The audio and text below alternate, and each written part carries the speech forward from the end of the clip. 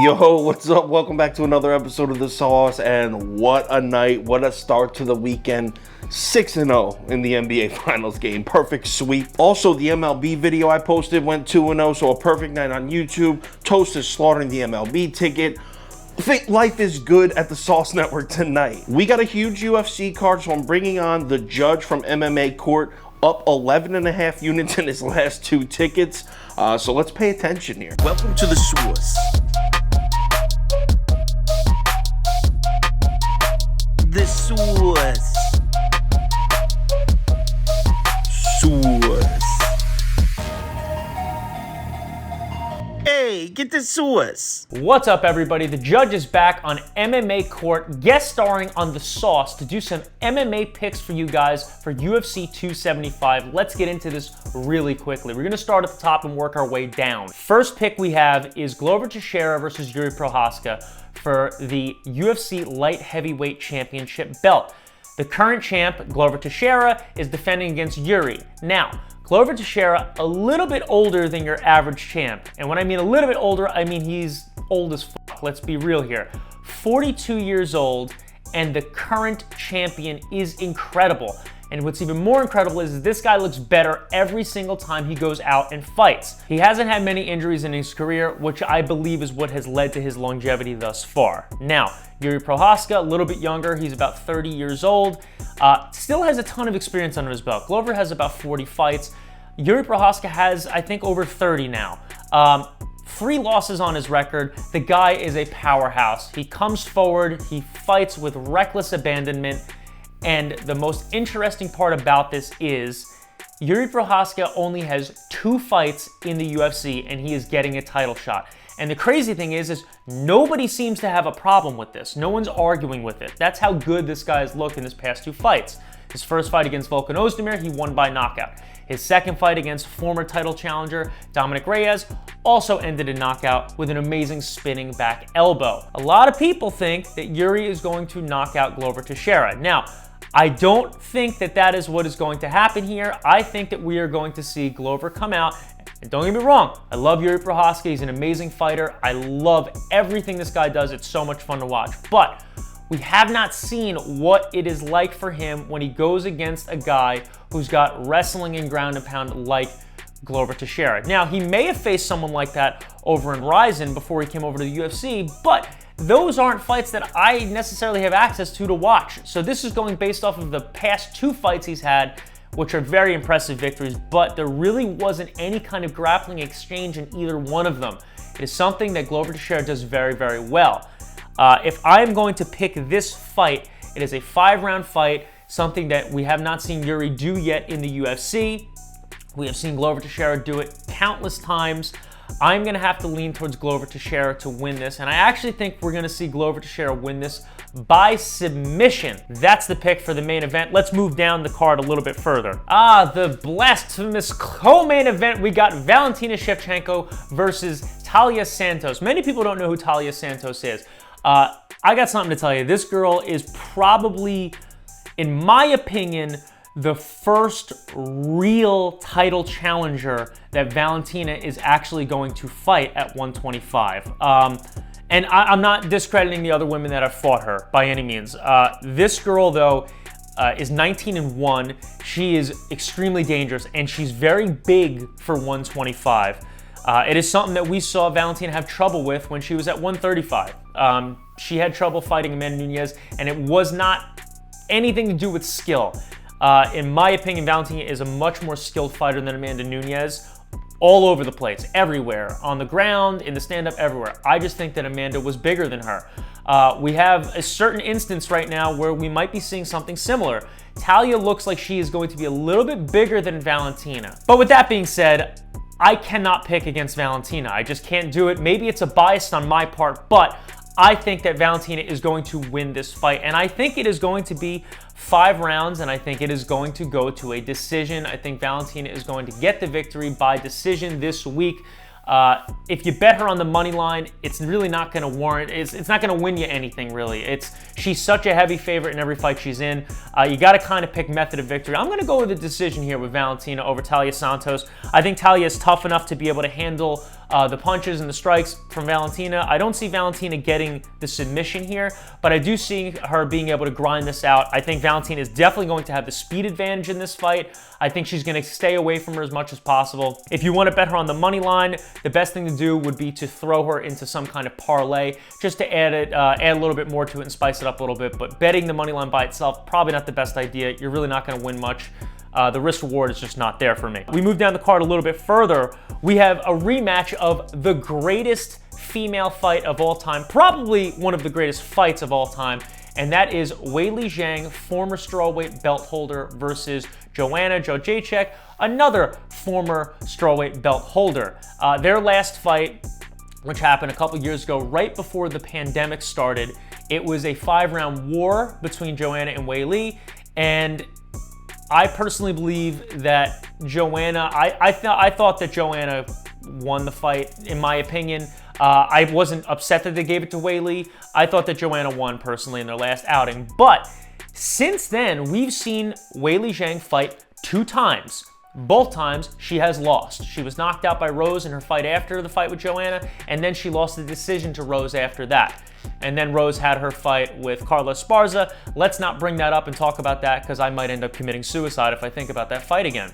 So, Weili Zhang versus Joanna, I'm going to have to go with Joanna. And Joanna is the underdog right now. Not by much, but on the money line, she is the underdog. I'm going to pick Joanna to win. I'm only going on the money line because I don't know what's going to happen in this fight. Weili definitely showed some improvement in her wrestling after training with Henry Cejudo in her last outing against Rose. I don't think that we're going to see a lot of wrestling, though, again. I mean, if Weili is smart, she would try and wrestle Joanna, but I think Joanna has great takedown defense, and I think she's going to be able to avoid it. And I think we're going to see another stand-up war, and I think Joanna having 2 years off. Remember, her last fight was against Weili. 2 years off, she's coming in fresh. In her videos coming up, she looked like she had the easiest weight cut she's ever had. She looks like she's in unbelievable shape. She doesn't look all drawn out. And you know, when they cut weight and you start to see like the bones in their shoulders and stuff, and you just start to see they look so just like almost drug addict-like just sunken in. Joanna didn't look like that this time.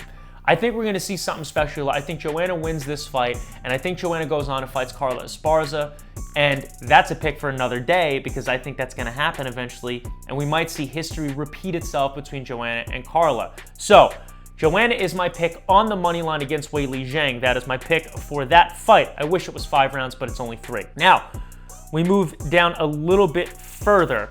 We have a welterweight fight. I'm not picking every fight on this card, just so you know. We're going to move down a little bit further, and we are actually going to go to a welterweight bout between Jack Della Maddalena versus Ramazan Imanov. I don't know if that's how you pronounce their names. Anyway, I am going to have to go with Jack on this one. Now, Jack is a slight favorite here. He doesn't have a ton of fights. He does not have an exorbitant amount of experience. Doesn't have a ton of fights in the UFC. He's 11-2 right now. After watching this guy's last fight, the way that this man strikes is it's horrifying in a good way. Like, it's very, very scary. He's got so much power in his hands. His distance management is pretty damn good for someone who likes to brawl. Going against Ramazan hasn't had too much luck in his last couple outings. I think that Jack is going to overwhelm him, honestly. I don't think that Ramazan is going to be able to secure the takedown in this one. I think Jack is going to overwhelm him, and I actually think that Jack is going to win this by knockout. That is going to be my pick for that fight. Jack Della Maddalena is going to win by knockout. You heard it here first. And we're going to move on to the next fight down the card. We're going to move on to the prelims for this one, and we're going to take a look at Brandon Allen versus Jacob Malculm. Now, I'm going to have to go with Brandon Allen on this one. Jacob Malculm is 6-1, not a ton of experience. Brandon Allen is 18-5, a ton of experience, especially on the big stage. Jacob Malculm doesn't have that type of experience, which can cause problems, ladies and gentlemen. Also, the fact they're in Singapore. There's a big difference there between that and the United States of America. Brandon Allen, I believe, is going to win this by submission. That is my pick for that fight. Brandon Allen is going to take the victory by submission. I think he's going to put him up against the fence. He will secure the takedown. And when he does, Jacob's a good fighter. Not saying it's going to be easy, but I do think Brandon will be able to get on the ground with him. Even if Jacob tries to start the clinch and everything like that, I think Brendan Allen is going to find himself in a position to grab a submission victory here. That is my pick there. We're going to move down a little bit further, and we have an interesting one here. We have Choi Sung-woo versus Joshua Cooliabio. Forgive me for my poor pronunciation. So, I'm going to go with Choi. This is a featherweight fight. Choi is a very, very, very tough fighter at featherweight. This guy looked amazing at the weigh-ins, which I just watched. I think the guy Joshua may be having his nerves get to him a little bit. That's something that I saw at the weigh-ins. In the build up to this fight, I think that we are going to see Choi come out there, and I think we're going to see a domination from beginning to end. Granted, Joshua is 9-1 and Choi is 10-4. The records are relatively close. The amount of experience is very close, but I'm going to have to go with Choi on this one, and I am honestly just going to pick this on the money line. It's not a big difference. I think Choi is a little bit of a favorite last time I checked the odds, but we're going to go with Choi on that one on the money line. Let's move it down further. Now this guy, this is my going to be probably fight of the night here. We have Andre Fialu versus Jake Matthews. Now Jake Matthews is a kid who has been around for what seems like an eternity. He's 17-5. It seems like he's been in the UFC literally forever. And then we got Andre Fialu. Andre Fialu, this will be, I believe, his 5th fight this year, and it's only May, ladies and gentlemen. After his last win, he stormed into Dana White's hotel room and said, give me another fight. I want to fight at Singapore. You know how Dana White is with people like that. He loves them. So he booked this fight. He put it together. Andre is coming off another impressive knockout victory very recently. I think it was only 3.5 weeks ago. We are going to see fireworks here, ladies and gentlemen. Andre Fialu, I think, is going to take Jake Matthews. I think that he is going to win by knockout. Andre Fialu is my pick for this fight. Jake Matthews is no scrub, though. I'm not saying it's going to be an easy one. I think we're going to see a little bit of a war. I think we're going to see a firefight, and I think if Jake makes the mistake of going toe-to-toe with Andre, he's going to have some trouble. Andre is an absolute beast. He's got hands that are so heavy, he can knock anybody out. Andre Fialu is going to be my pick by knockout, and we have one more pick for the fight. I'm sorry, we have 2 more picks. We're going to scroll down a little bit for. We are going to go to a strawweight fight, women's strawweight, Liang Nai versus Silviana Gomez Juarez. Now, I think Liang Nai is going to take this victory. I have a couple of reasons why. The first thing is this. Silvania seems to be very susceptible to submissions, in my opinion. I think Liang is going to secure this by submission. Silvania hasn't shown me much recently where I think that she is going to be someone that can win this fight. Also, you got to take into the fact the age difference here, everybody. Silvania is 37 years old. That is not exactly young, and Liang is 25. A little bit of a size difference. We have 5'4" versus 5'2", a little bit more of a reach advantage, and I think the grappling is just going to be too much. I think we see Liang win by submission. I think she secures a takedown and wins that way. The last pick of this fight card for me is the first fight on the early prelims, and that is Romana Pascule versus Jocelyn Edwards. Now, Jocelyn Edwards is 10-4. Romana is 6-3. Now, Romana, I don't know how to say her name. She has not had much luck in her first fight in the UFC. Jocelyn Edwards had some luck and then had a couple of losses, but Jocelyn Edwards is going to be my pick. This was originally supposed to be at bantamweight, which is 135 pounds, and then it was moved up to featherweight, which is 145 pounds. I think the reason was Jocelyn Edwards was having some trouble with the weight or something like that. And then there was an agreement put in place and they moved it up a weight class. Jocelyn Edwards is awesome. There's no question that this girl has got some serious potential, some serious talent here. She's young, she's 26 years old, she's big, she's 5'7". I think that this girl is going to overpower Romana. She's got a 4-inch reach advantage on top of that. I think that we're going to see Jocelyn Edwards actually win this by knockout.